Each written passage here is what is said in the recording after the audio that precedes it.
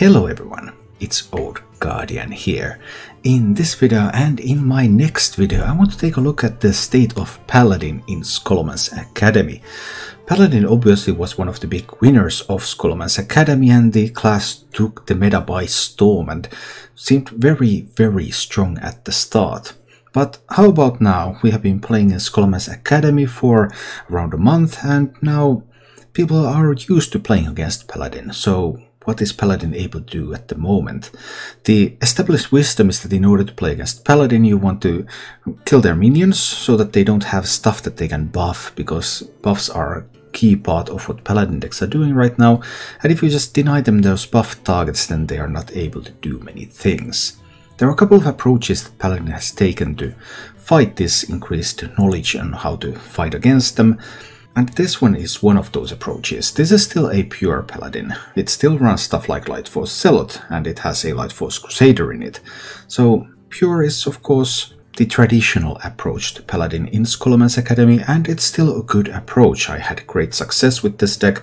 This was actually a viewer request deck that I was playing, but one thing that really piqued my interest about this deck is that the approach to not having minions necessarily on the board. And what do you do about that is that in this version there's one copy of Avenging Wrath, and Avenging Wrath can give you some reach that you usually wouldn't have that much as a Paladin. It can give you some board clears. It can also be combined with Libram of Justice after some discounts on the Libram. So a nice little addition to the archetype. This is not the only way to build Paladin nowadays though. The probably more common variant right now is a Libram Paladin that is not a pure list, and I will take a look at that one in my next video. But this is just to show that if you're used to playing with pure stuff and you like playing pure Paladin, it's still possible to do so. It's still a strong deck. You just need to tweak it a little bit in order to be more responsive to situations where the opponent is trying to keep you off the board. As for the mulligans with this deck, you're looking for First Day of School, Elder Attendant, Shotbot, Hand of Adal. Just these early game cards. Get on the board immediately, try to get sticky positions on the board, find some of those buffs, move on from there. And from there it's pretty much Paladin business as usual. You just play minions on curve, you try to buff them up, then you have all those Librams. You will be able to play a lot of Librams once you get some Libram discounts. Then if you can get some Librams of Wisdom going, every minion that you have on the board is instantly potentially higher and for free. So you can just do a lot of things with them. Then you have a Lightforce Crusader for some additional resources, and of course the phenomenal Lady Liadrin, which gives you back pretty much all of your Librams, and then you can just even get lethals with Liadrin often. You get a bunch of zero-cost Librams, and if you have a minion on the board then you can just buff it up real quick. Still a very nice deck to play. If you enjoyed this content, please subscribe to my YouTube channel. And you can also support the content that I create by joining as a member on YouTube or joining as a subscriber on Twitch, where I live stream 6 days a week, so check down below for a link to my Twitch channel as well. And now, let's go take a look at this pure Paladin in action.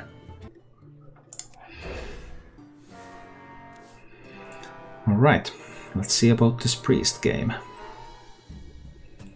Priest kept 2 cards.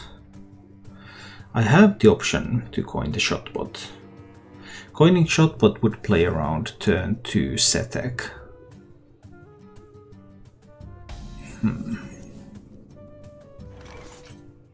Would also mean that I don't get to do High Abyss on 4.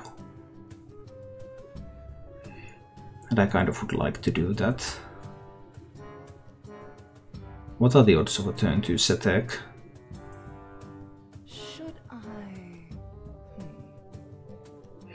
I will have more options to play the High Abyss. I think turn 2 unchallenged turn 2 Setek is one of the ways that the Priest could win this game. So I think I don't want to give the Priest that.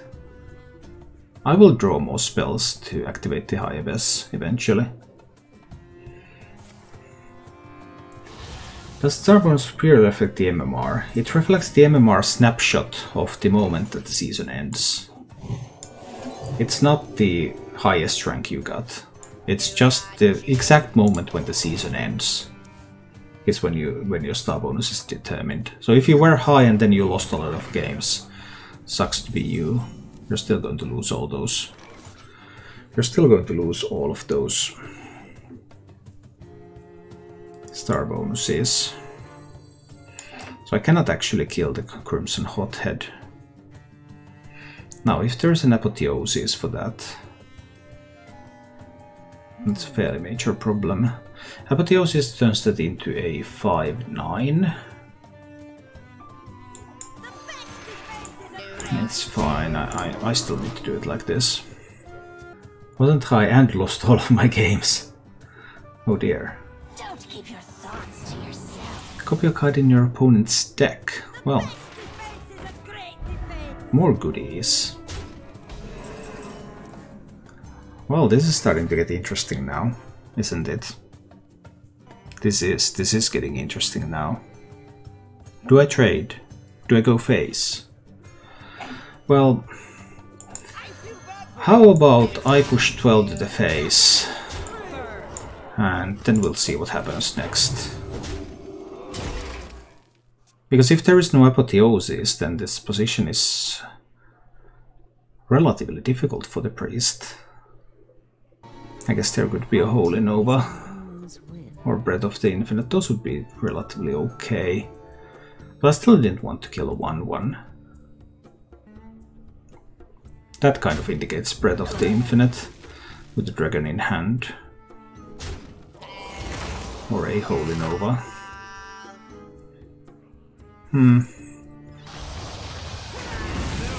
No dragon in hand. Okay, that's cool. That's fine. That's totally fine. I think I want the Truth Seeker rather than the Pupil. We'll see. Priest could have an answer to that. Shield of Galagrond. Haven't seen many of those lately. Intriguing. Now if there is a Galagrond in hand, this can get tricky unless I find a Libram. Could really use a Libram. Avenging Wrath against this board doesn't really do a whole lot. Well. If the priest plays Galagrond next turn, it kills 2 minions. There could be another Breath or a Holy Nova as well. Do not have a lot of good options here. I could try to use the Avenging Wrath to potentially clear if I leave to 5 health on this board. Options.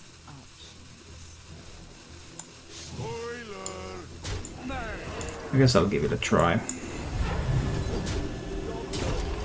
Let's see if it cleans up the board. On average it kills everything. And it does. Okay. So we get rid of that board. And priest is at 7.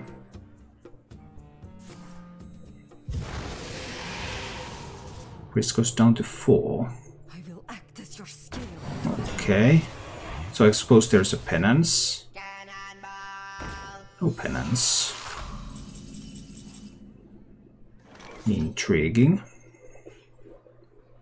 There's still a chance that there's a Galagrond in hand.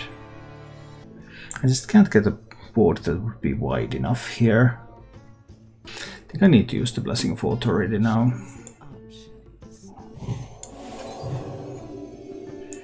Use that to kill the Taunt minion. And then play the Shotbot. Galagrond still of course clears, because then there's the Shotbot to kill the remainder. Alright, fully invoked Galagrond now. I would expect to see it played. So that card is the Galagrond, right? Now priest is contemplating whether there is another path, whether there is another alternative. Rightfully concludes that there really isn't.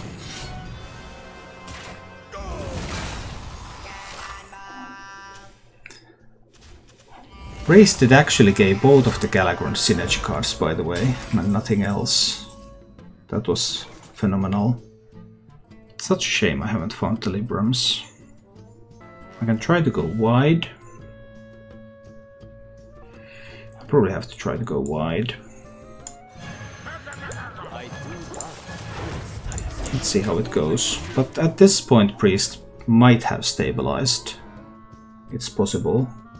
Well, barely survived the move, I guess. But we'll see. Remember Shaman Scalagrund? Yeah, Shaman Galagrund was fun. I haven't been able to play this Allura, because I never drew cheap spells. Ah, Libram of Hope is going to be given to the Priest now. Oh, that's so annoying.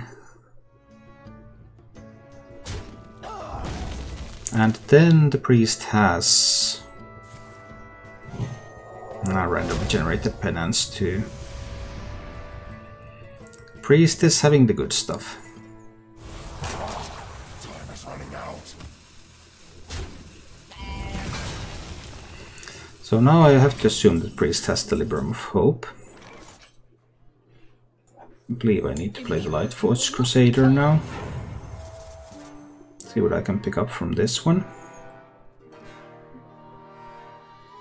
I can actually pick up some interesting cards. And do the Sun Gill. I think I want to trade that away. Go face for one. Alright, so Priest's Libram of Hope still costs 9. Assuming that's what the Priest has. Priest could have a Liadrin, I suppose. To get some reduce and stuff.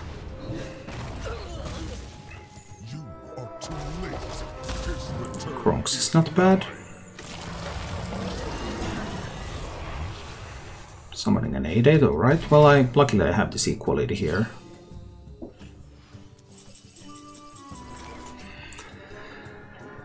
I could do Ceremonial Maul into equality. That would then give me a 4/4. I can also do this later with the Libram of Hope for a bonus 7/7. I suppose that is better.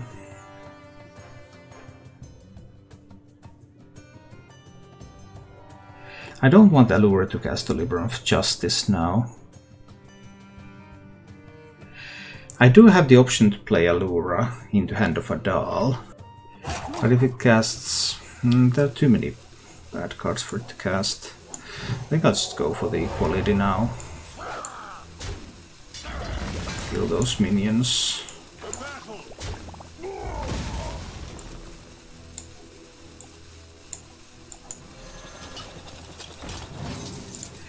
I'll just do both like this now. I think this is okay. Priest still has plenty of board clear tools left. We'll see. Class dismissed. Now time for the real. Gandling. And a random Psycho Pump. Not bad, I suppose.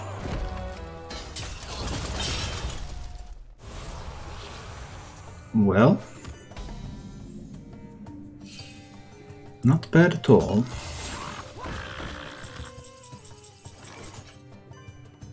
So, Libram of Hope is available from that. I probably want to do them all. Do I just trade away the Lazul? Any minions that the Priest would play, unless Gandling is sacrificed, become 4/4s. But the Priest doesn't have a lot of token minions. So I think killing that is fine. I need some of the board space anyway. Let's get rid of that one. Then I'll do the Ceremonial Maul into a Libram of Hope, which also gets me a 7/7. Now, Morozond is probably in hand.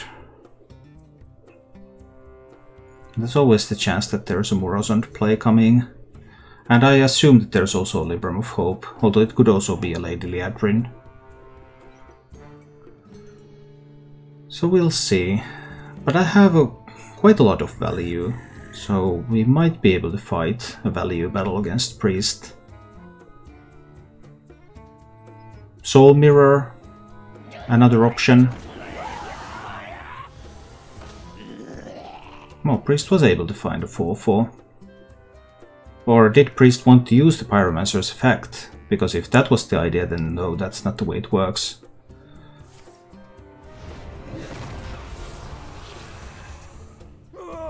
Not a bad time rip. Time is running out. Priest actually, it looks like Priest wanted to use the Pyromancer, but you had to trade away the Gatling first. That Wave of Apathy was good though.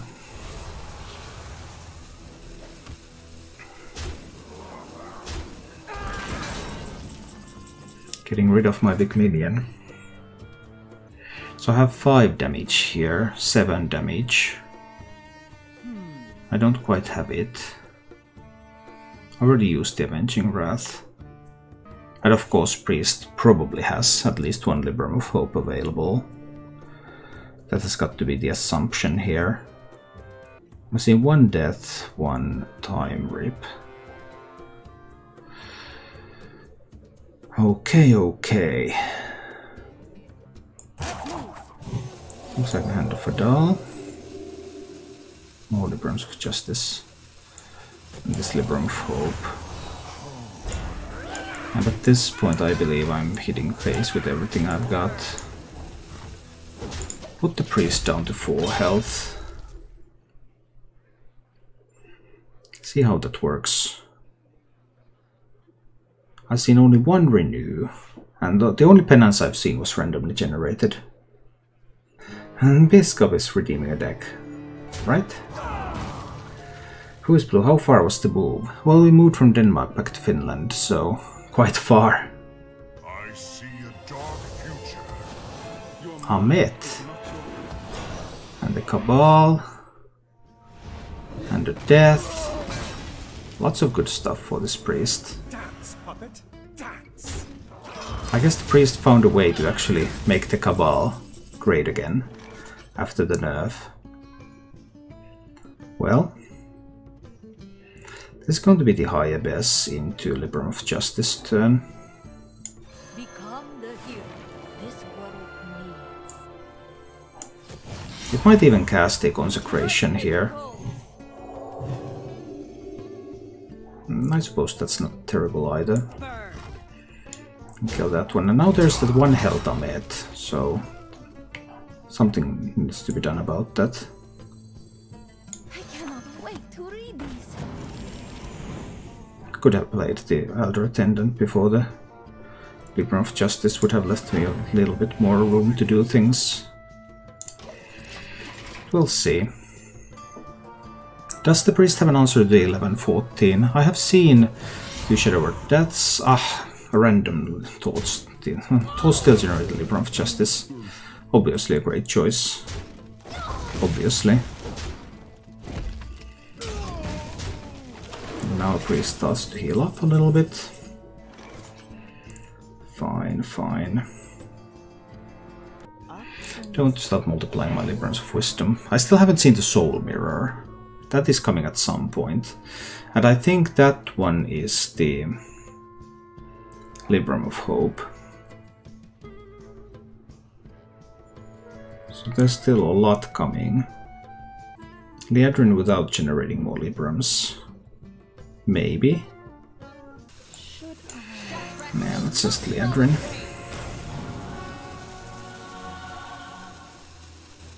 I had actually had enough space for the Libram of Wisdom. I didn't remember that. I think I need to do something like this here. Okay. Priest obviously is going to be healing up even more. It's been a pretty long game, I have to say. I just haven't been able to finish the game. Ah, now the Priest found the Apotheosis. Splendid tool. Really helps the Priest heal up. Alright. I need to play another Libram of Justice, do I not? Do I sacrifice both minions? I don't think I sacrifice both minions. This is a Libram of Justice again. This one trades there. I trade there. Priest is almost at full. I had the priest basically dead, and now the priest is fine again. But fine. A couple of things here and hit face a little and see how it goes. I still haven't seen the Soul Mirror and I haven't seen the Morozond. So there's still a couple of big ones coming. And I think that is going to be a Libram of Hope. And that could give the Consecration to go with it. Twin Tyrant was a surprise card, of course.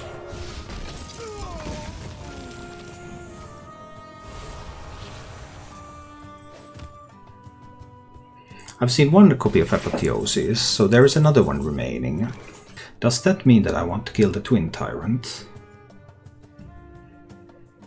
Or do I just try to push face now? There's just one Apotheosis left. And there's the Soul Mirror left too. Some awkward things. I think I want to buff this and go face though.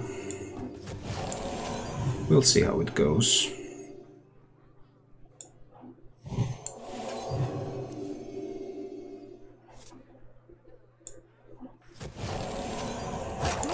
A little bit of hope here.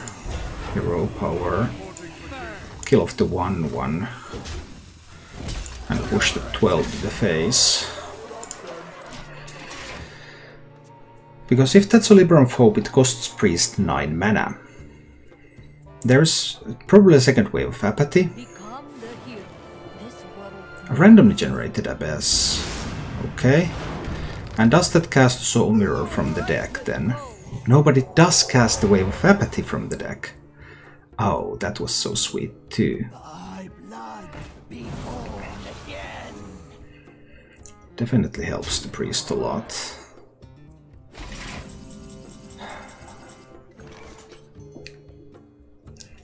So Soul Mirror is still somewhere.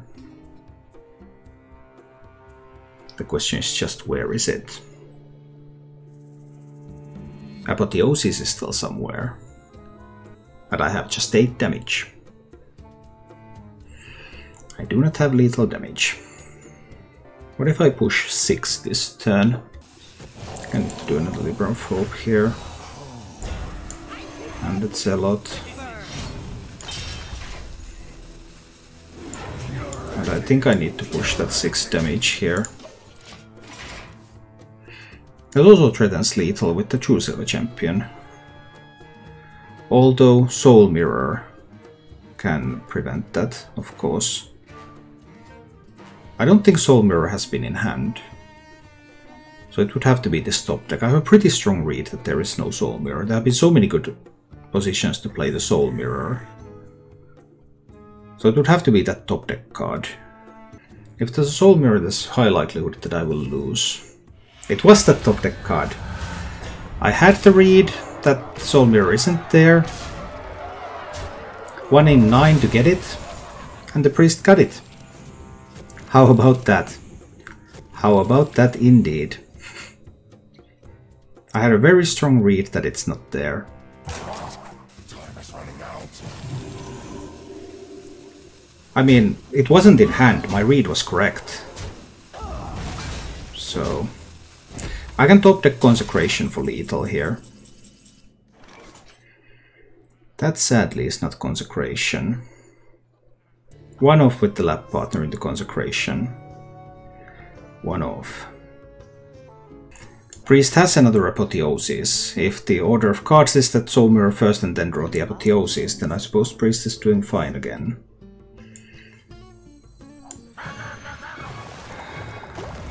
Time to play the Murgurgle.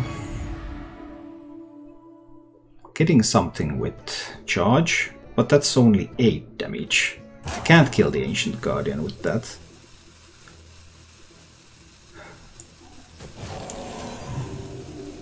I mean, I believe I want to hit in to the Ancient Guardian anyway.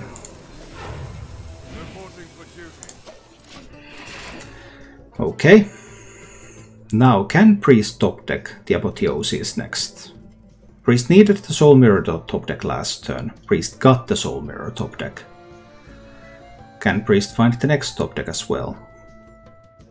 That's the Libram of Hope, yes. I was aware of that.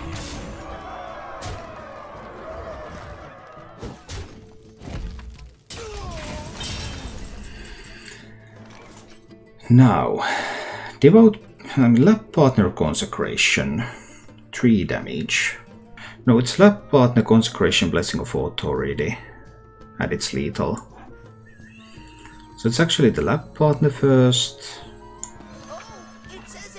then it's the Consecration, pops the Divine Shield from there, then the weaker Murlocs, one of them is going to kill that one. The other one is going to be buffed by the Blessing of Authority. It cannot attack heroes this turn, but it can kill that one.